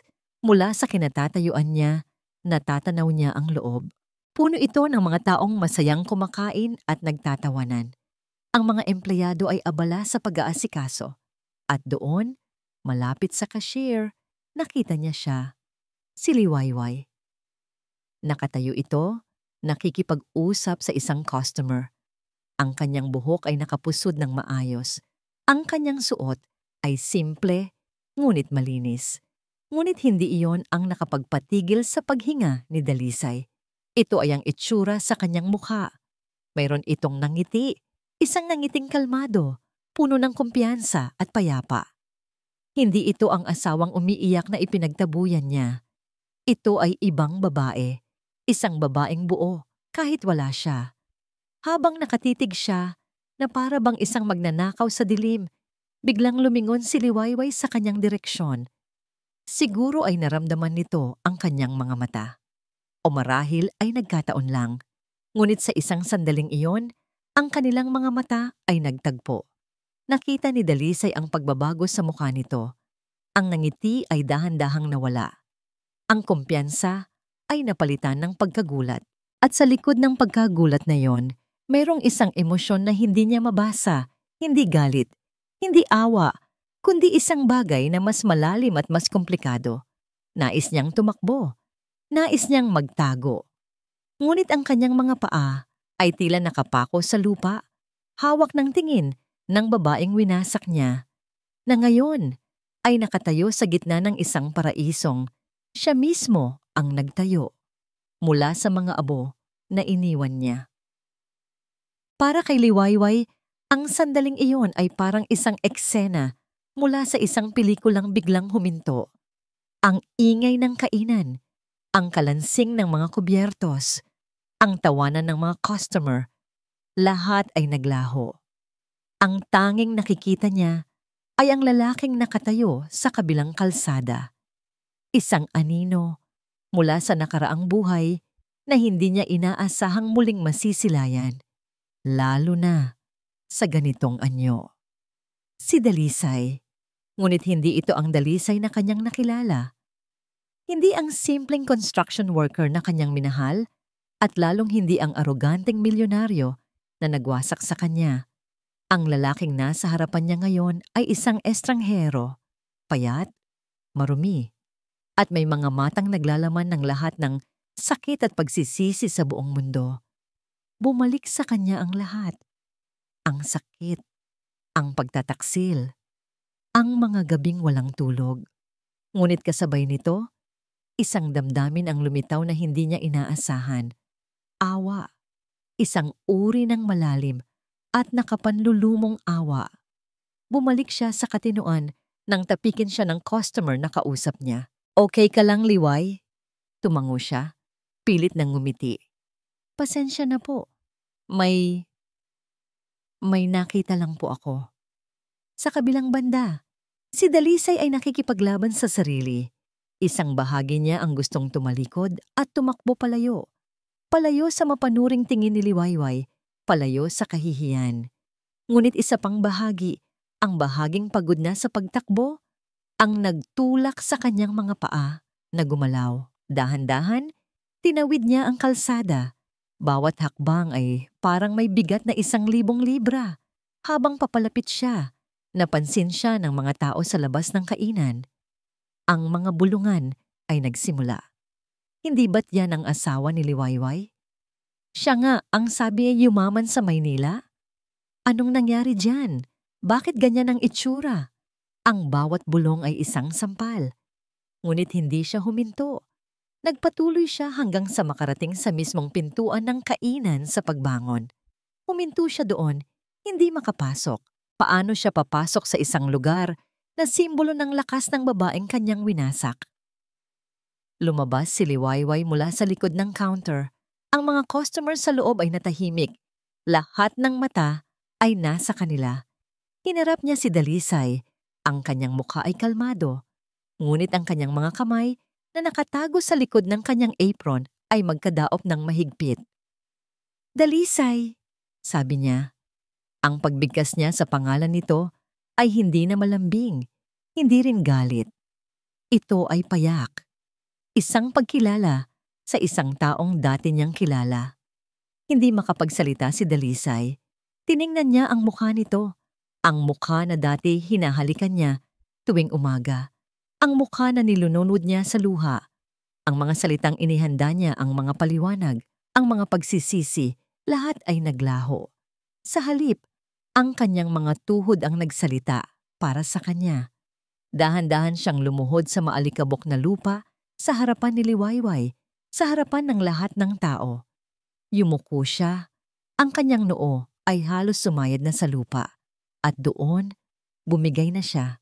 Ang mga luhang matagal niyang kinimkim ay bumuhos na parang isang sirang dam. Ang kanyang mga balikat ay nayanig sa bawat hikbi. Ang mga tunog na lumalabas sa kanyang bibig ay hindi mga salita, kundi mga ungol ng isang taong nawalan na ng lahat, lalo na ng respeto sa sarili. Liliway! Sa wakas ay naibulong niya sa pagitan ng mga hikbi. Patawarin mo ako. Inilahad niya ang lahat. Hindi niya itinago ang anuman. Ikinuwento niya ang panloloko ni Mahalina, ang pagkawala ng lahat ng pera, ang pagiging tanga niya, ang kanyang pagkabulag. Ang bawat salita ay isang pag-amin ng kasalanan, isang paghuhubad sa kanyang kaluluwa. Wala nang natira sa akin, Liway, sabi niya. Ang mukha ay nakasubsob pa rin. Wala na akong babalikan.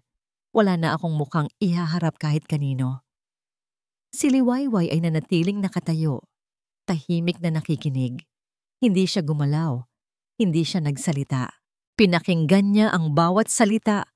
Hinayaan niyang pumasok ang mga ito sa kanyang tainga, ngunit hindi na sa kanyang puso.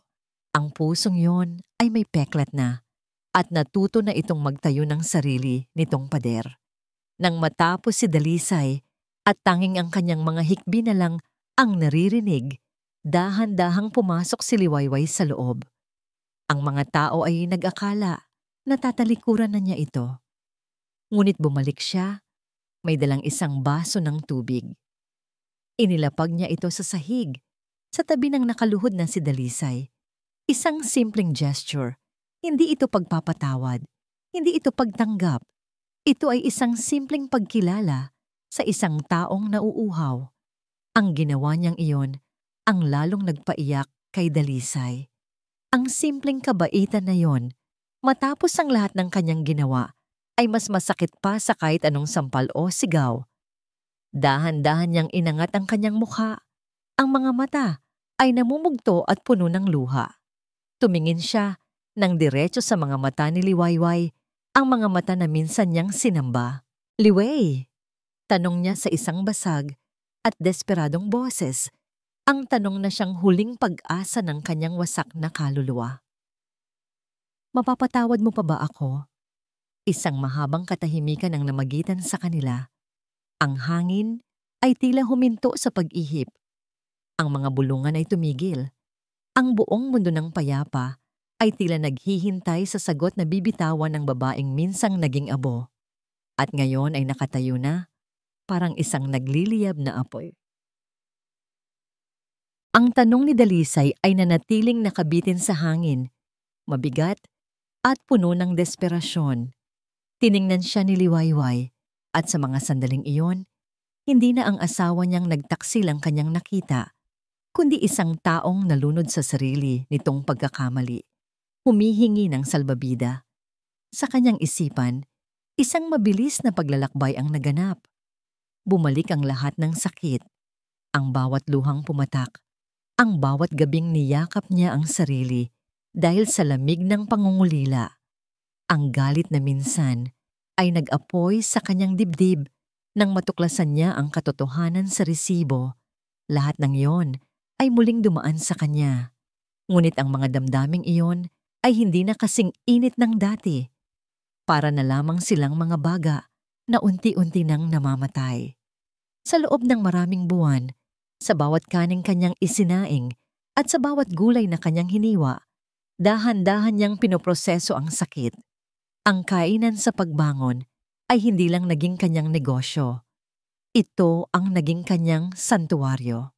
Ito ang naging patunay na kaya niyang tumayo sa sarili niyang mga paa. At sa pagbangon na yon, natagpuan niya hindi lang ang lakas, kundi pati na rin ang kapayapaan. Huminga siya ng malalim. Ang katahimikan ay nabasag ng kanyang mahinahong boses. "Oo, Dalisay," sabi niya. At ang bawat salita ay malinaw at buo. "Pinapatawad na kita." Nakita niya ang pag-angat ng pag-asa sa mga mata ni Dalisay. Ngunit bago pa man ito makapagsalita, nagpatuloy si Liwayway. "Pinapatawad kita." Pag-uulit niya. "Pero hindi para sa'yo. Pinapatawad kita para sa sarili ko, para sa mga anak natin. Pagod na akong magdala ng galit sa puso ko. Pagod na akong maging biktima ng ginawa mo. Sa pagpapatawad sa'yo, pinalalaya ko ang sarili ko mula sa nakaraan. Pinalalaya ko ang sarili ko mula sa'yo." Ang pag-asang sumilay sa mga mata ni Dalisay ay dahan-dahang namatay, napalitan ng pag-unawa at resignasyon. Ito ang hatol na nararapat sa kanya. Isang kapatawarang hindi nagbibigay ng daan pabalik. "Naiintindihan ko," halos pabulong nitong sabi, at muling yumuko. "Salamat pa rin, Liway. Salamat." Akmang tatayo na si Dalisay para umalis, para maglaho na parang bula at tanggapin ang kanyang kapalaran sa kalsada nang muling magsalita si Liwayway. "Pero hindi ibig sabihin niyan ay hahayaan na lang kita," sabi niya. Muling nag-angat ng tingin si Dalisay, naguguluhan. Ang kapatawaran ay hindi nangangahulugan ng paglimot. Paliwanag ni Liwayway. At lalong hindi ito nangangahulugan ng pagbabalik sa dati. Ang Dalisay na minahal ko, matagal nang namatay noong araw na ipinagpalit niya ang kanyang pamilya sa pera. At ang Liwayway na kilala mo, namatay na rin noong araw na bumaba siya ng bus dito sa Payapa, wasak at walang-wala. Naglakad siya palapit dito at sa unang pagkakataon, may nakitang awa sa kanyang mga mata. Pero ang mga anak natin, Dalisay, kailangan ka pa rin nila. Kailangan nila ng ama. Ngunit hindi isang amang pulubi. Kailangan nila ng isang amang magpapakita sa kanila kung paano bumangon mula sa pagkakamali. Itinuro niya ang isang bakanteng lote sa tabi ng kanyang kainan. May mga nakatambak na doong hollow blocks at mga sako ng semento. Magpapalaki ako ng kainan, sabi niya. Magdadagdag ako ng isa pang palapag. Kakailanganin ko ng isang construction manager. Isang taong mapagkakatiwalaan kong magbabantay sa materyales at sa mga trabahador. Isang taong may alam sa trabahong ito. Natigilan si Dalisay. Ang kanyang isipan ay dahan-dahang pinoproseso ang mga salita ni Liwayway. Hindi pa rin siya makapaniwala sa kanyang naririnig. Ibinibigay ko sa iyo ang trabahong yan, diretsong sabi ni Liwayway. Walang bahid ng pag-aalinlangan sa kanyang boses. Hindi ito limos, Dalisay. Ito ay isang pagkakataon. Isang pagkakataon para patunayan mo, hindi sa akin, kundi sa sarili mo at sa mga anak natin, na kaya mong tumayo sa sarili mong mga paa sa tamang paraan, sa pamamagitan ng pawis, hindi ng swerte. Inilahad niya ang mga kondisyon na parang isang tunay na amo. Magkakaroon ka ng sahod tulad ng ibang empleyado. Ibibigay ko sa iyo ang isang maliit na kwarto sa likod para may matuluyan ka. Ang tanging hinihiling ko ay 2 bagay. Una, gawin mo ng tama ang trabaho mo. At pangalawa, huminto siya sandali. At tiningnan niya ito ng diretso sa mata. Huwag na huwag mong sisirain ang tiwalang ito dahil ito na ang huli. Ang mga luha ni Dalisay ay muling bumuhos, ngunit sa pagkakataong ito, hindi na ito luha ng pagkawala, kundi luha ng isang bagay na mas malalim. Pag-asa. Isang kakarampot na sinag ng liwanag sa gitna ng kanyang madilim na mundo. Hindi niya inaasahan ito. Ang inaasahan niya ay pagtataboy, galit o marahil ay pagwawalang bahala. Ngunit hindi isang pagkakataon para sa katubusan. Sa harap ng lahat, yumukod siyang muli. Hindi na dahil sa kahihiyan, kundi dahil sa labis na pasasalamat at paggalang. Paggalang sa babaeng hindi lang nagawang bumangon, kundi nagawa pang mag-angat ng taong siyang nagpabagsak sa kanya. "Salamat, Liliway," sabi niya sa basag na boses. "Salamat." Tumayo siya mula sa pagkakasalampak sa lupa.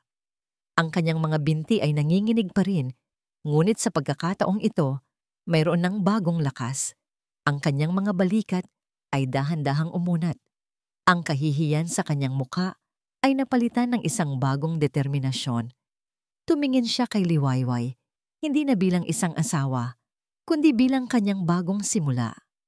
"Tinatanggap ko, Liwayway," sabi niya. Binibigkas ang buong pangalan nito bilang tanda ng paggalang sa bagong taong nasa harapan niya. Tinatanggap ko at ipinapangako ko, hinding-hindi ko nasisirain ang tiwala mo. Tumangulang si Liwayway.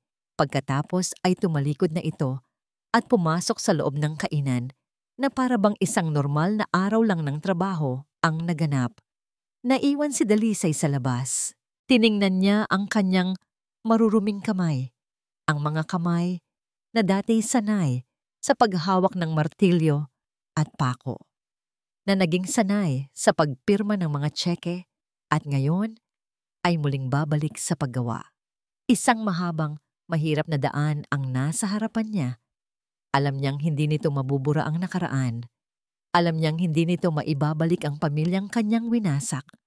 Ngunit sa unang pagkakataon, sa loob ng napakatagal na panahon, mayroon siyang direksyon, mayroon siyang layunin, Ang kapatawaran na ibinigay sa kanya ni Liwayway ay hindi isang tulay pabalik sa dati nilang buhay, kundi isang martilyo at pako na iniabot sa kanya para simulan ang pagtatayo ng isang bago. Isang taon ang mabilis na lumipas sa probinsya ng Payapa. Ang dating bakanteng lote sa tabi ng kainan sa Pagbangon ay isa ng magandang 2 palapag na gusali.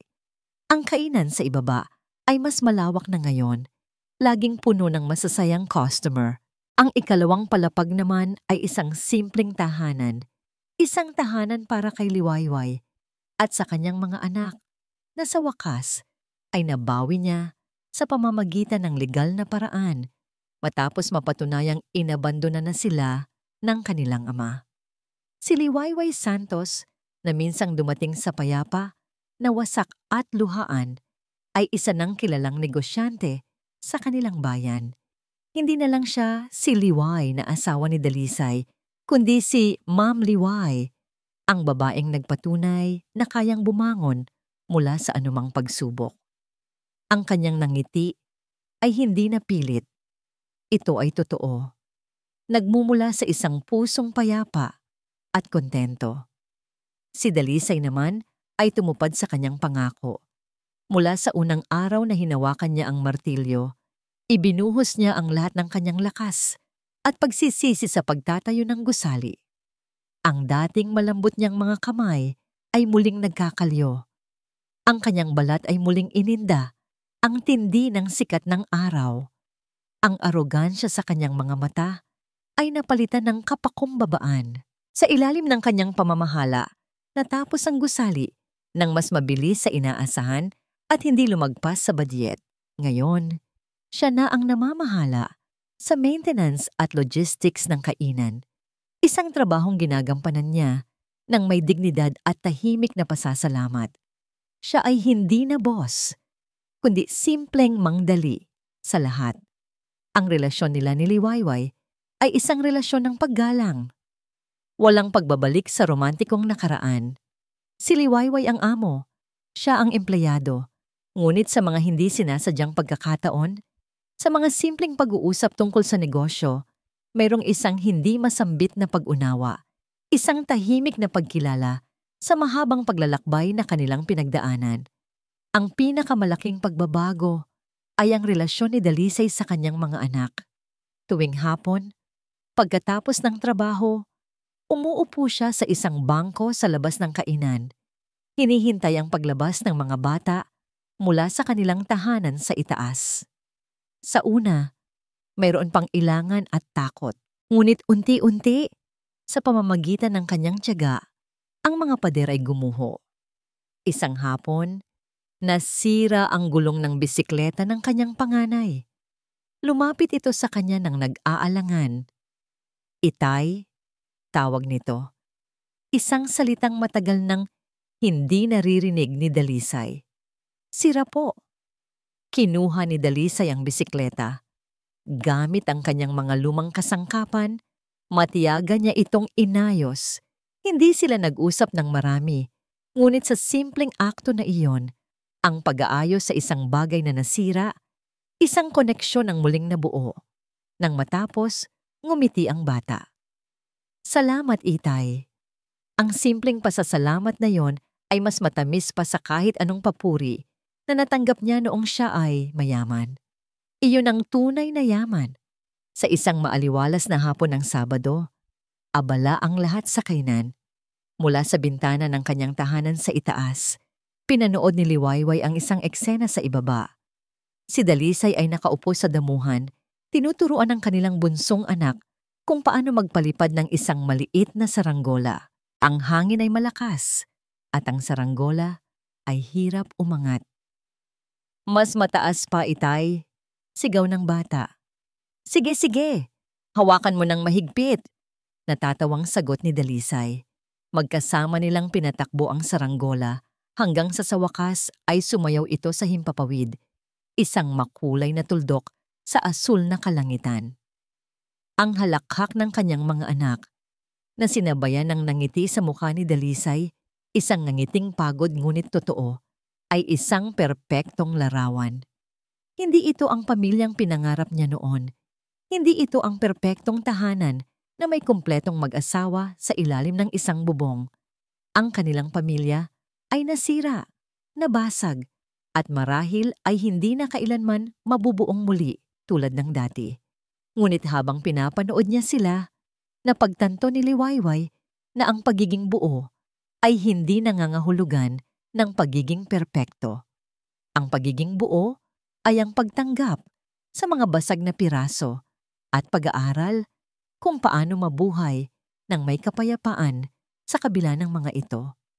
Mayroon siyang matagumpay na negosyo, mayroon siyang masayang mga anak, at mayroon silang isang ama na natutong muli kung paano maging isang ama. Napangiti si Liwayway, isang nangiting nagmumula sa kaibuturan ng kanyang kaluluwa, isang ngiti ng kalayaan, ng pagtanggap at ng kapayapaan. Hindi niya kailangan ng milyon-milyong piso para maramdaman ito. Ang tunay na yaman pala ay hindi nahahanap sa mga tiket ng loto o sa mga bank account. Ito ay nahahanap sa isang pusong natutong magpatawad. Ito ay nahahanap sa lakas na bumangon mula sa abo. Ito ay nahahanap sa isang tahimik na hapon, sa ilalim ng kalangitan ng payapa, sa pagtanaw sa isang bagong umaga, ang kanyang sariling Liwayway.